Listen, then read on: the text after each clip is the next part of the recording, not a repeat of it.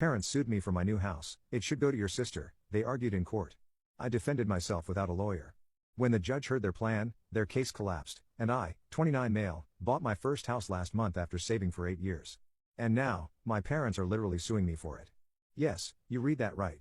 This whole situation is so insane, I'm still trying to process it. Let me give you some background first. I'm the eldest of 2 kids, started working at 16, grocery store, pizza delivery, whatever I could get, became financially independent at 18.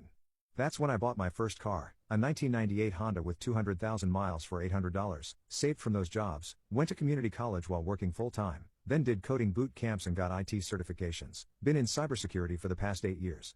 My sister, Melissa, 26F, is the golden child, private university, master's in art history, studied abroad in Europe for 2 semesters. My parents paid for everything: tuition, housing, spending money, spring break trips. They even bought her a car for her sweet 16.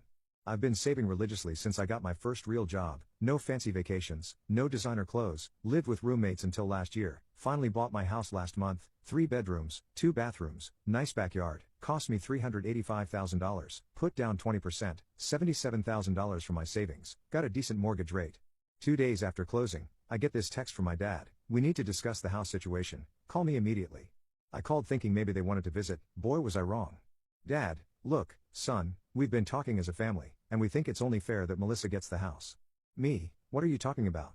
Dad, she's struggling with student loans, can't afford rent in the city, you're doing well, you can easily buy another house."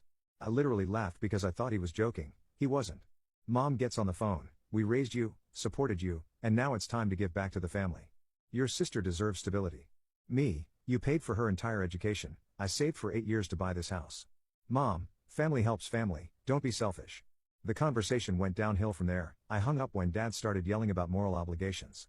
A week later, I'm served papers: my own parents are suing me for my house. Their lawsuit claims I owe them for raising me. They calculated $300,000 in childrearing costs. Melissa needs the house more due to her loans. I can afford to buy another house. They have emotional investment in my success. As parents, they have a right to redistribute family assets. The craziest part, they want the house transferred to Melissa and want me to keep paying the mortgage for at least 2 years until she can just take it away from me, gets on her feet. Update 1, 3 weeks later, holy crap, this blew up. Thank you all for the support. I've been reading every comment and honestly, it's keeping me sane through this nightmare. So here's what's happened since my last post. I decided to represent myself. I know everyone says that's stupid, but hiring a lawyer would cost me at least $10,000 in this case is so absurd that I figured I could handle it. I've always been good at research and paperwork, found out some interesting things. My aunt, Dad's sister, is financing their lawsuit. She's always hated me because I didn't invite her to my community college graduation. I just didn't walk, seemed pointless for an associate's degree. She's been telling everyone in the family that I'm ungrateful and think I'm better than everyone because I work in tech. Melissa started posting on social media about her house, actually posted old photos of houses from Pinterest, caption: "Can't wait to make this house a home. Thanks Mom and Dad for fighting for what's right. #Melissa for family first." My parents tried to get my grandparents on their side. Joke's on them. Grandpa literally told them to fuck off with that. Grandma was nicer but still told them they were being ridiculous. The first hearing got scheduled for 2 months out. Courts are backed up. I've been preparing like crazy: bank statements, mortgage documents, proof of down payment, employment records, everything. Their lawyer, some ambulance chaser my aunt found, contacted me for a settlement discussion. They want full transfer of the house title to Melissa, me to pay the mortgage for 24 months, $310,000 for emotional damages, a written apology for splitting the family. I couldn't help it, I laughed so hard I snorted, then hung up. The family drama is getting worse. Mom posted on Facebook: "Some children forget where they came from. We gave, my name, everything, our love, our support, our values, and this is how he repays us." His sister Melissa has student loans and no stable housing. A good son would help his family. #disappointed mother #family values. My aunt commented: "Shameful behavior, your sister needs that house more than you need your selfishness." Got uninvited from Thanksgiving. Mom texted the whole family: "Due to recent events and my name's decision to harm his sister's future, he is not welcome at family gatherings until he does the right thing. Whatever, I'll order Chinese and watch football in my house." Update 2, day of court hearing, 2 months after first update. Just got home from court. You guys are not going to believe this shit show.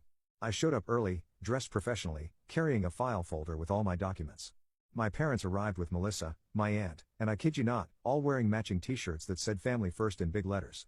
The courtroom drama started immediately. Melissa tried to rush over to hug me saying loudly, "I forgive you for making us do this." I stepped back and let her stumble.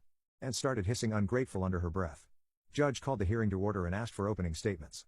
Their lawyer, looking embarrassed already, Your Honor, my clients have invested their lives, love, and substantial resources into raising the defendant. His sister faces significant student loan debt and housing insecurity. The defendant has the means to purchase another property easily. This case is about fundamental family values and supporting those in need. Me, Your Honor, I bought a house with my own money that I saved for 8 years. I'm the sole person on the mortgage. That's it. Judge looked intrigued, asked their lawyer to present their case. They presented photo albums of family vacations from when I was a kid, Melissa's student loan statements, $180,000 for art history, a spreadsheet of expenses my parents claimed they spent raising me, including a $12.99 McDonald's Happy Meal from 2003, text messages where I said love you guys as proof of emotional investment, screenshots of my LinkedIn showing I work in cybersecurity, public info, Melissa's business plan for turning the house into an artist retreat. When it was my turn, I showed bank statements proving all the money came from my savings, mortgage documents in my name only, records showing I paid for my own community college, proof I've been financially independent since 18, emails where I asked for help with textbooks in college and was told we're focusing on Melissa's education right now. Then came the key moment. Judge, this is Melissa. What is your current employment? Melissa, I'm in a transitional period focusing on my artistic growth. Judge, are you employed? Mom, interrupting, she's an artist, a digital content creator. Judge, does she have any income? Dad, income isn't the measure of someone's worth.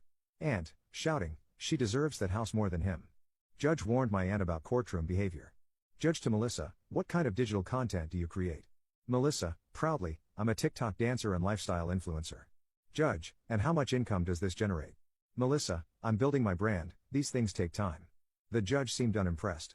Judge, let me understand this clearly, you want your son, who has worked and saved for years, to give his house to your daughter, who has no job, no income, and no plans to get either, and you want him to continue paying the mortgage. Their lawyer, if I may, Judge. Judge, I've heard enough. I'll issue my ruling in writing within the week. Got the dismissal letter 5 days later. Update 3, the aftermath, 1 week after court, case dismissed. Judge's exact words, this case lacks any legal merit whatsoever. But the real drama started outside the courthouse. My aunt completely lost it, screaming that I'm dead to the family and will die alone in that house. Melissa fell to her knees on the courthouse steps, wailing, you've stolen my future. My mom told me I'm no longer her son. Dad said I've destroyed the family. Got home to find my security cameras, installed right after I got served papers, caught some activity. Footage showed Melissa approaching my car, looking around nervously, then leaving without doing anything. Aunt walking up my driveway with a spray paint can but turning back when my motion lights came on. Filed a police report immediately with the footage. That evening, all hell broke loose on social media. Melissa started a GoFundMe, help me buy a house after my brother stole my future. Description claimed I manipulated the legal system and abandoned family values. It got reported multiple times and was under review by GoFundMe for misrepresentation. Mom posted in local Facebook groups about my betrayal. Several group admins removed the posts for harassment. My aunt posted vague threats online but deleted them when people called her out. I documented everything and filed for a restraining order, which takes time to process. Then the family group chat exploded. My cousin, who never liked Melissa, replied to Mom's sob story. Didn't you guys pay for Melissa's $200,000 education while, my name, worked nights to afford community college?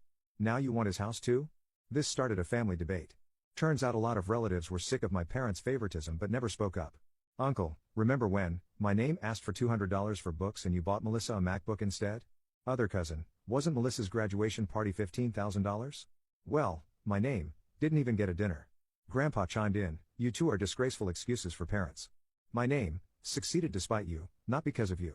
Update 4, the resolution, 3 months after court, I was planning to let it go, but after the attempted vandalism I decided to take appropriate action.